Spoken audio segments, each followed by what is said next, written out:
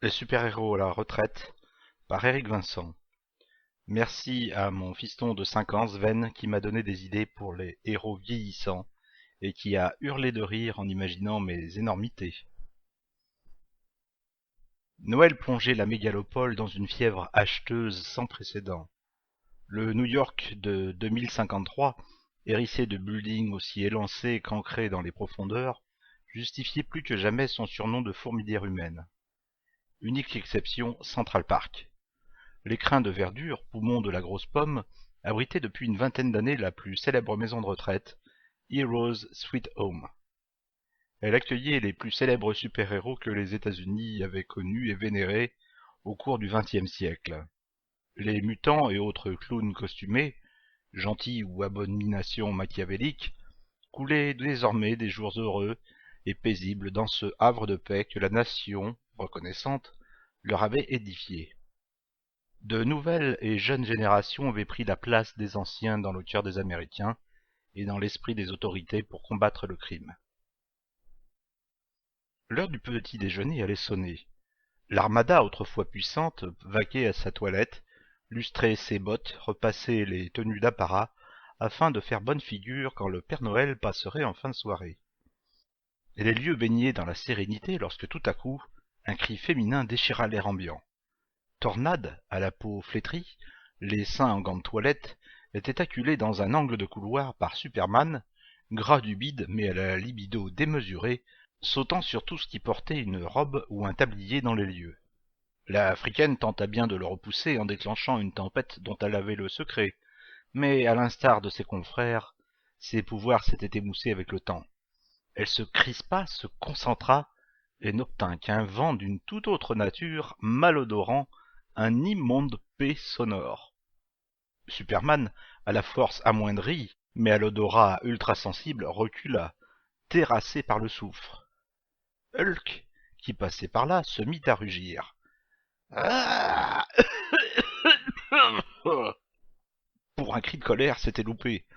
Impossible de se foutre en rogne, il toussait à chaque fois et crachait des glaires vertes. Les rayons gamma lui avaient lessivé les poumons.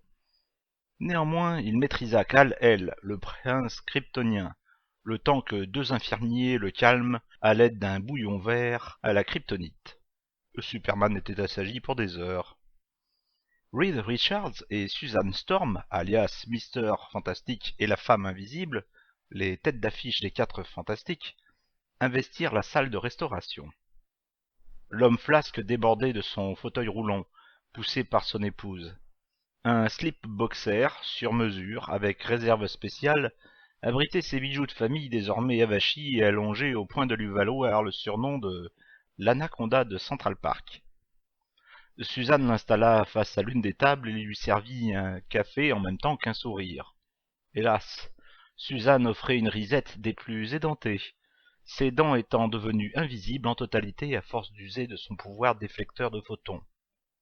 Ils tournèrent la tête vers un recoin, attirés par un grognement d'ours mal léché. Logan, alias Wolverine des X-Men, s'obstinait à faire jaillir ses griffes pour couper son lard frit. Il tirait comme un dératé sur ses 3 couteaux, poussant juron sur juron, marmonnant quelques barbarismes bien canadiens. Il n'était plus le même depuis l'accident. Mamie Jean Grey, son grand amour, avait lu dans son esprit son désir d'expérimenter des nouvelles positions du Kamasutra, et ses visions cochonnes, plus vraiment de son âge, avaient eu raison de son cœur. Ouch! Bon sang de bazar de coutellerie de merdouille! Wolverine venait bêtement de transpercer sa main gauche avec ses griffes droites. Il y avait du raisiné dans le café noir. Oh, le gâchis! Il décrocha en poussant un hurlement, prit une serviette blanche et épongea le sang. Il ne cicatrisait plus à la vitesse de l'éclair, comme dans le temps.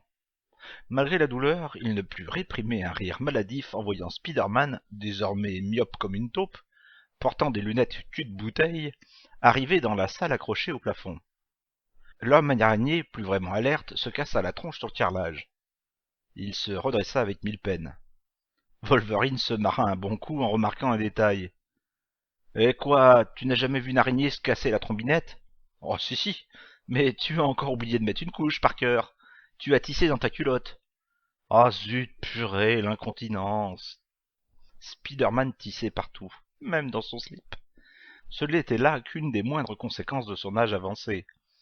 Peter voulut appalguer des croissants en usant de son fluide collant, la toile, hein, pas l'autre, mais il trembla tellement, conséquence de sa maladie de Parkinson avancée, qu'il attrapa une bouteille de thermos de café bouillant. Ce fut Iceberg, le glaçon ambulant des X-Men, qui prit le liquide brûlant en pleine poire. Du coup, il y eut la glace au café au petit déjeuner. Les convives tournèrent la tête lorsqu'un bruit infernal envahit l'atmosphère sonore. Ils se bouchèrent les oreilles, terrassés par le grincement démoniaque.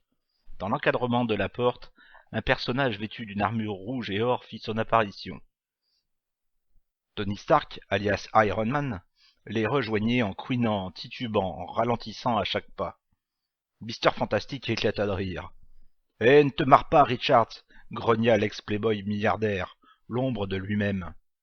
Son plastron clignotait par intermittence, et il laissait de grandes flaques derrière lui.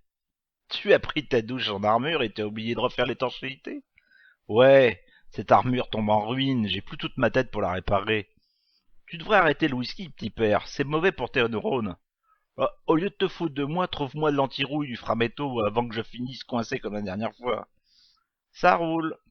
Mister Fantastique fouilla dans son sac à malice disposé sous son fauteuil roulant, et en ressortit du lubrifiant, des tournevis électriques et une batterie de secours. Le nécessaire du parfait bricoleur. Un BAMF attira leur attention. Diablo, des X-Men, avait tenté de se téléporter dans la salle de restaurant à l'aveuglette. Sa précision et sa chance n'étaient plus que de vieux souvenirs. Il venait de s'emplâtrer littéralement. Il était coincé dans un mur. Seule la tête et les deux mains dépassaient du béton. Il aboya « Kitty, au secours, Kitty !» Étincelle, autrefois adolescente capable de passer à travers les murs, avait perdu de sa superbe. Une succession de « rrrr » fut enfin suivie d'un vrombissement de moteur. Kitty passa à travers le mur pour libérer son compagnon d'infortune, mais elle le fit à la tronçonneuse, maniant la chaîne motorisée comme Jason, le héros de Tom Hopper. Elle ne passait plus les murs qu'au moyen de cet artifice puissant. Hélas, Kitty était maladroite, et la queue de Diablo fut découpée manu militari. Ah, mein Schwanz! Ma queue. Kurt Wagner se téléporta à plusieurs reprises jusqu'à ce que sa queue fourchue se recompose par petits morceaux. Il n'avait pas perdu la main, la tête, et avait regagné son appendice diabolique. Il était plutôt bien loti parmi ses confrères gravataires. Pour que la tablée soit complète, il ne manquait plus que Piotr Rasputin, alias Colossus des X-Men. Le russe avait de beaux restes, mais ne pouvait plus protéger son corps de sa rutilante peau métallique. Ses biceps, ses triceps, s'avagissaient quelque peu, la faute à un entraînement physique laxiste. Il débarqua en peignoir dans la salle, l'air rayonnant, avec la petite gaule du matin, propre à tous les hommes, même les grands-pères. Il avait l'air d'avoir fait une découverte capitale. « Kurt, regarde, j'ai récupéré mes pouvoirs !» Il se concentra. Diablo pressentit une catastrophe à la russe et hurla « Nein, Piotr, nein !» Trop tard, la peau métallique se déploya en partie, du bas-ventre au haut des cuisses, et se coinça. Hélas, l'armure était conçue pour suivre un relief génétique déterminé à l'avance. Elle n'était pas prévue pour épouser une monstrueuse érection engendrée par la vision des fesses molles de Tornade. Schlack! Le métal sectionna le rumsteak. De quoi faire un excellent schlachlik. Piotr poussa un hurlement bestial. Le bestiau pendouillait par un bout de muscle spongieux. Il était foutu. Iceberg usa de son pouvoir glacial pour surgeler la chose et l'effriter d'un écrasement fatal. Il cautérisa par le froid.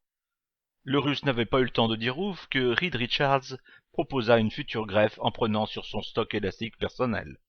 L'entraide des héros n'était pas une légende. Quel exemple! Ainsi allait la vie des anciennes gloires de l'Amérique.